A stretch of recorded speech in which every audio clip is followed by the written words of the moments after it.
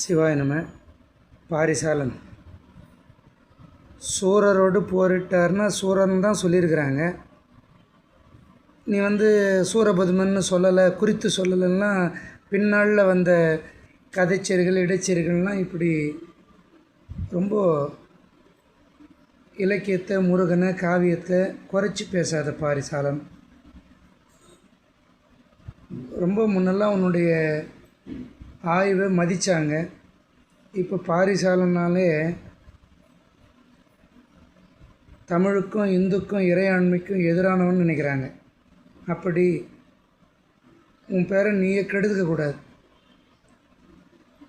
செய்யுள் சொல்லுகிற பொழுது அதை சுருக்கி தான் சொல்லுவாங்க. சூரன்னு தான் சொல்லிக்கிறாங்க, சூரபதுமன்னு சொல்லலை, அவங்க தம்பிங்க 3 பேர் அப்படின்லாம் பிற்காலத்தில் வந்ததுன்ற. பிற்காலத்தில்னா என்ன,